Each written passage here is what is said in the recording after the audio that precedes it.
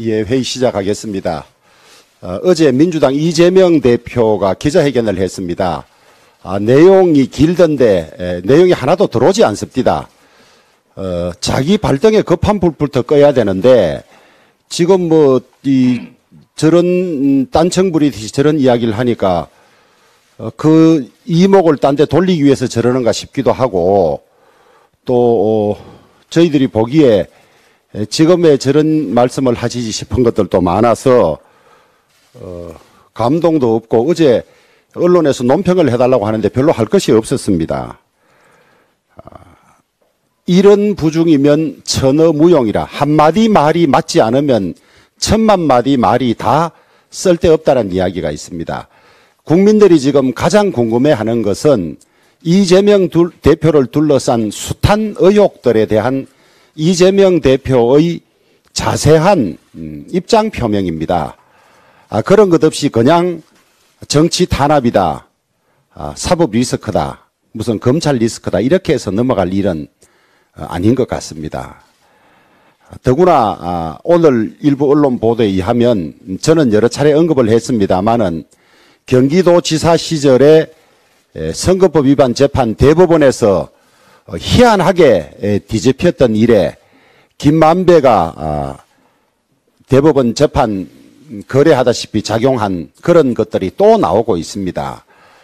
진작에 경기도지사도 그만둬야 하고 피선거권이 없어져야 할 그런 재판을 재판 거래를 통해서 했다면 이것이야말로 크게 처벌을 받아야 될 사법부 붕괴 사건입니다.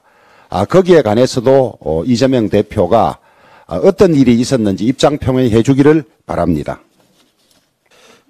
어제 이 보도를 보고 참 억장이 무너지는 부끄러움을 느꼈습니다마는 김명수 대법원장 체제에서 우리 사법부의 붕괴는 누차 지적해 왔습니다. 우리 국민의힘은 김명수 대법원장 퇴진 운동도 120일 가까이 해왔던 그런 일이 있는데요. 우리 장동혁 의원이 자료로 밝혔나요? 2020년에서 22년 사이에 전국 법원의 배당 착오는 무려 15,852건이고 이 중에 합의부 사건, 단독 사건 혼동으로 인한 재판 지연이나 판결이 무효된 것이 민사가 7,286건, 형사가 872건입니다.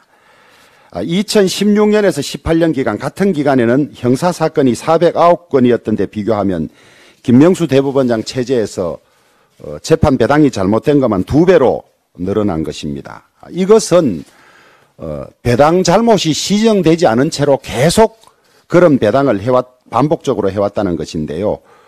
심각한 기강해이일 뿐만 아니라 국민들에게 무용한 재판 절차를 강요한 재판 절차 낭비이고 더 나아가서 법원이 단독 사건, 합의 사건조차도 제대로 구분하지 못하고 배당의 착오를 일으키면 그 재판 결과에 대해서 어느 국민이 승복하고 따르겠습니까? 재판 신뢰를 결정적으로 추락시킨 사건들입니다. 대법원의 사과와 책임자 징계 그리고 재발 방지를 위한 대책이 반드시 있어야 할 걸로 생각합니다. 대통령께서 14일부터 21일까지 아랍에미레이트와 스위스 다보스 포럼에 가시는데 저도 동행하게 됐습니다. 스위스 다보스 포럼의 주제는 분열된 세계에서의 협력인데 우리 정치권에도 이런 현상이 심각하기 때문에 가서 잘 보고 와서 한국 정치 분열된 세계에서 어떻게 협력이 가능할지 고민해보고 오겠습니다. 잘 다녀오도록 하겠습니다. 이재명 대표의 비리 의혹을 밝혀줄 핵심 인물 중 한 사람인 김성태 전 쌍방울 회장이 지난 10일 태국에서 검거되었고 빠르면 오늘 귀국할 수도 있다고 합니다. 김 전 회장은 이재명 대표의 선거법 위반 사건에서 변호사비를 대납했다는 의혹을 받고 있고 이 금액이 무려 20억 원에 달한다고 합니다. 또 경기도지사 시절 이재명 대표가 2018년과 2019년 남북교류 행사를 열었는데 그때 이 행사 비용 역시 김 전 쌍방울 회장이 지원했다고 합니다. 사건의 중심에 있는 김성태 전 회장은 과거 조직폭력배 활동을 한 것으로 알려져 있고 불법 도박장 개장 등으로 징역 8개월에 집행유예 2년을 선고받은 전력도 있다고 합니다. 조폭 출신 기업 회장과 그 옆에서 이득을 얻은 정치인이 등장하는 이런 이야기는 한국판 느와르 영화를 방불케 하며 만약 이것이 사실이라면 말 그대로 아수라장이라고 할 것입니다. 그런데 김 전 회장이 체포되었던 지난 10일 이재명 대표는 당 소속 의원 40여 명을 대동하고 검찰에 출석하면서 민주투사 코스프레를 했습니다. 그리고 어제 12일 야당 대표 지위를 앞세워서 신년 기자회견을 열고 실체도 없는 야당 탄압을 운운하는 한편 개헌 문제, 선거구제 개편 문제, 경제 문제, 심지어 영수회담 제안까지 하면서 자신의 범죄 의혹을 가리기 위한 물타기를 계속하고 있습니다. 한마디로 국민들의 시선을 분산하고자 하는 것입니다. 이재명 대표는 자신의 범죄 의혹에 대한 수사를 두고서 야당 탄압이라고 계속 주장하고 있습니다. 그러나 수사당국은 지난해 대통령 경선 당시 민주당에서 제기된 문제 제기에 따라서 법과 원칙에 따라 수사를 진행하고 있는 것이고 이것은 모두 이재명 개인의 비리에 대한 수사일 뿐이지 야당인 민주당 수사와는 전혀 상관이 없는 것들입니다. 그럼에도 불구하고 이재명 대표가 계속 당대표 지위를 남용하면서 당과 소속 의원들을 방패막이로 사용하고 민주당을 자기 방탄에만 악용하고 있습니다. 이것이야말로 바로 야당 죽이기가 아닐 수가 없습니다. 이 대표는 민주당을 벼랑 끝으로 밀며 자신의 방패막이가 되라고 강요하는 것을 이제 그만 멈추고 정정당당하게 수사와 재판에 임하는 것이 국민에 대한 도리라고 할 것입니다. 진실이 깃털 같아도 그게 진실이라면은 태산도 움직인단 말이 있습니다. 진실을 방탄으로 막을 수는 없을 겁니다. 제가 한 말씀 드리겠습니다. 원내 대치계에서 당면 현안도 이제 논의돼야 하지만은 당과 대통령실, 정부가 원팀이 되어서 윤석열 정부 임기 동안 추진해 나가야 할 큰 밑그림을 그리는 것도 저는 필요하다는 생각을 갖습니다. 지금 윤석열 대통령께서는 미래의 주춧돌을 놓고 있는 중입니다. 투자 유치와 경제 활성화에 절실한 노동개혁을 비롯해서 교육개혁, 연금개혁 등 3대 개혁을 제시하고 올해를 국가개혁 원년으로 삼아 개혁의 꽃비를 당기고 있습니다. 대통령의 계획이 어디를 바라보고 있는지, 어떤 새로운 미래를 지향하고 있는지를 당이 정확히 인식하고 입법 등 구체적인 실행 방안을 마련해 적극 뒷받침해야 할 것입니다. 특히 대통령께서는 자유를 강조하셨는데 누차 소극적인 의미에서 자유가 아니라 루즈벨트 대통령이 언급한 빈곤으로부터 자유를 포괄하는 의미라고 생각합니다. 이것은 우리 당이 강령에 적시한 약자와의 동행과 맥을 같이 하는 것입니다. 경제가 어려울 때 가장 힘들어지는 분들이 바로 취약계층입니다. 제반 어려운 경제 상황을 고려할 때 올해는 약자와의 동행에 대해 보다 구체적이고 실천적인 지원 패키지라도 만들어야 할 것입니다. 또 공공요금 인상에 고금리까지 겹쳐서 서민 경제가 상당히 힘들어지고 있는 상황을 감안 서민 지원에 각별한 관심을 가져야 합니다.